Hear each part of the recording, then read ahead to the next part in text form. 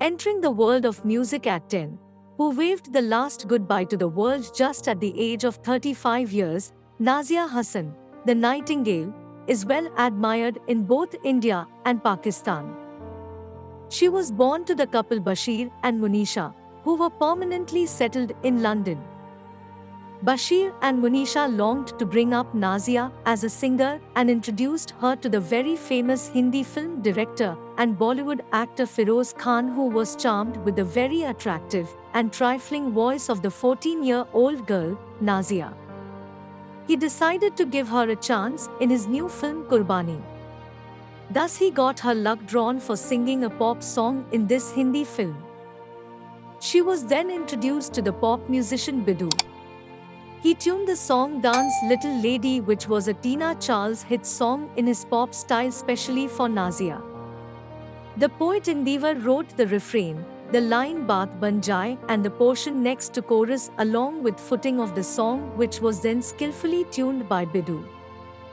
There were several specialties even in the recording of this song that happened in London. Initially, the song was recorded in 24 tracks and then later reached the audience in double effect using the backing track technique.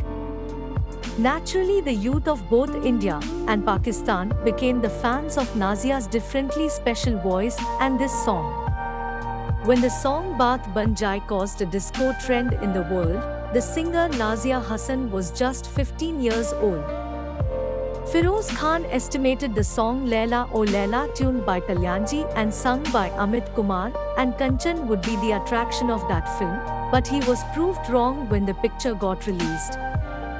The Nazia song, Aap Jaisa Koi Mere, turned hit by outshining all the other songs. Immediately after this, Nazia brought out the indie pop album Disco Deewane along with her brother, which sold 8.5 crores of cassettes. Disco Deewane became much controversial along with its high commercial value when in 1981 Pakistan TV had telecast it first. As the youth welcomed this music album wholeheartedly, the conservatives protested. When the album Boom Boom got out, the religious conservatives turned against Nazia, criticized her and threatened to kill her. The then Ziaulak administration acclaimed excess of pornography in the album and declared an order that in the visuals, Nazia's bottom half must not be seen when the album is displayed for the public viewers. Thus the dance steps of Nazia disappeared from the video, yet it didn't affect the popularity of the song. After the death of General Zia in an air crash in 1988, the bad times of Nazia and Zoheb in the music world too found an end. The new Pak administration opened the doors for the liberalization in the field of art and culture. During this time, several pop rock bands came up in Pakistan along with Nazia Zoheb Taya. But by then Nazia's golden time started diminishing its luster. The albums that followed, Young Tharam, Hotline, Camera Camera, could not get as much popularity as Disco Deewane. In her personal life also, Nazia suffered storms of disgrace. Her marriage to Mirza Ishtiyaq Beg was disrupted badly. The very rich Mirza Ishtiyaq did not have much impression over Nazia's achievement in music. He started torturing Nazia both mentally and physically. Slowly, Nazia moved away from music. In 1991, after she was detected suffering lung cancer, she left the field totally. Nazia was the sweet voice that melted away all the bitterness of the enmity between the two countries. 100 crore people lost before her voice, which came through the wind without knowing any borders.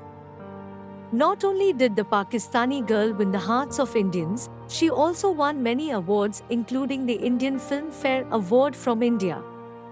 Nazia was only 15 years old when she conquered India by singing Aap Jaisa Koi Meri Zindagi Mein. The song Aap Jaisa Koi played a big role in the success of the movie Qurbani, where all the songs were hits. There are people who have watched the movie 10 or 20 times just to listen to this song. There are people who walked out of the theater as soon as this song ended. That's how huge Nazia's song was. Nazia's songs were not only meant to be heard, but also to be seen. She danced like a peacock with awe-inspiring colorful peals. She had the allure and charm of an apsara. There was so much grace in her voice and movements.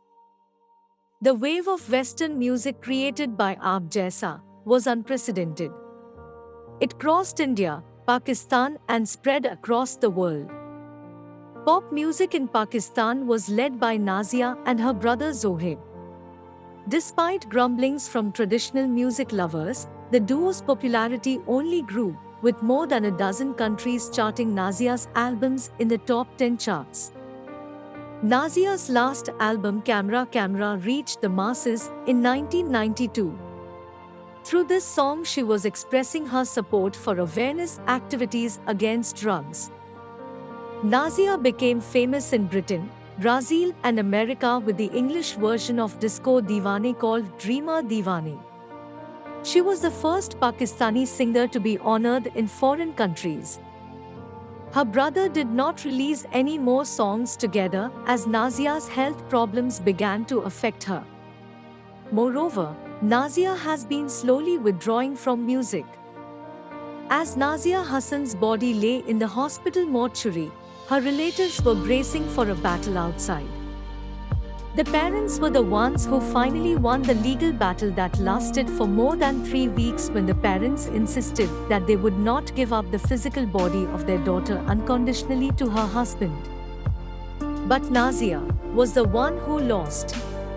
Years after the departure of the pop princess who turned her life itself into a love song is remembered not only as a singer, but also as a revolutionary who fought against conservatives and fundamentalists. Simplicity and innocence are the hallmarks of Nazia Hassan, who will still be dancing and singing among the stars as a beauty who has never left her youth. In the sky, Nazia may still be shining as a bright star among the constellations.